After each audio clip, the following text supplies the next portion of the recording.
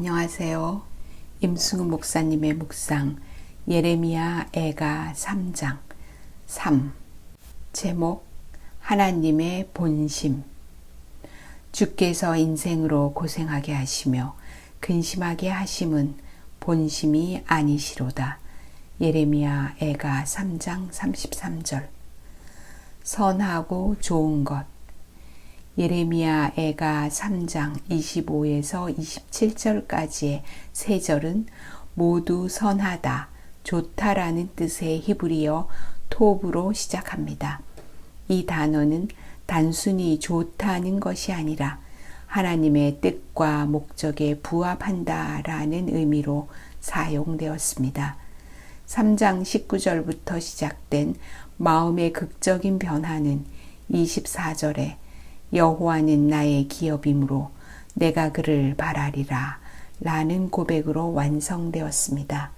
그 이후의 구절들은 여호와만을 바라고 사모하며 사는 사람의 삶에 일어난 극적인 변화를 보여주는데 그것이 바로 토부라는 말에 잘 드러나 있습니다.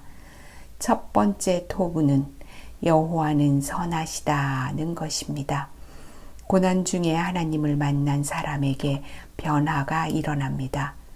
고난은 지금도 여전히 계속되고 있지만 하나님께 대한 소망이 점점 더 커지고 깊어지기에 또 그 고난을 통해서 날마다 새로운 하나님을 보여주시기에 하루의 시작이 두렵지 않습니다. 오늘은 어떤 은혜를 주실까? 오늘은 또 어떤 말씀으로 힘을 주시고 위로해 주실까? 오늘 나의 상황에 어떤 드라마 같은 일이 생길까? 하는 기대감이 아침 시간에 가득합니다.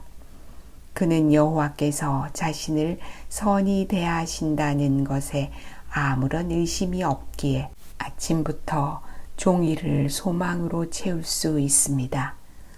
두 번째 토부는 사람이 여호와의 구원을 바라고 잠잠히 기다림이 좋다라는 것입니다.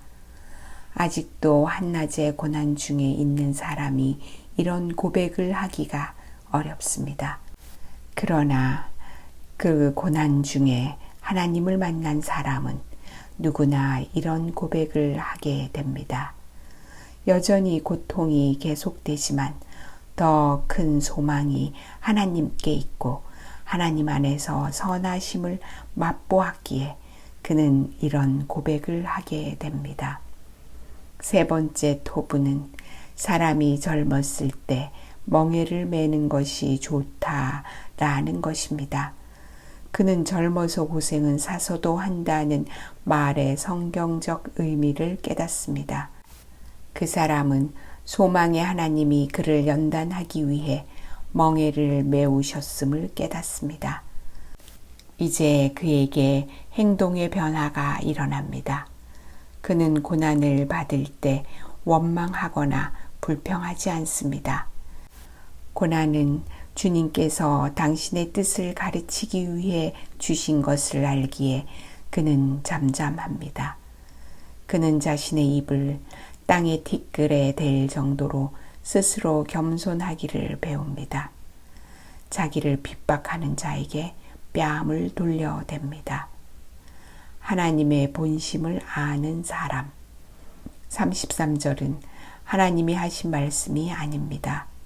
고난을 통해 하나님을 만난 사람, 고난의 가치를 깨달은 사람이 하나님의 마음에 대해 한 말입니다.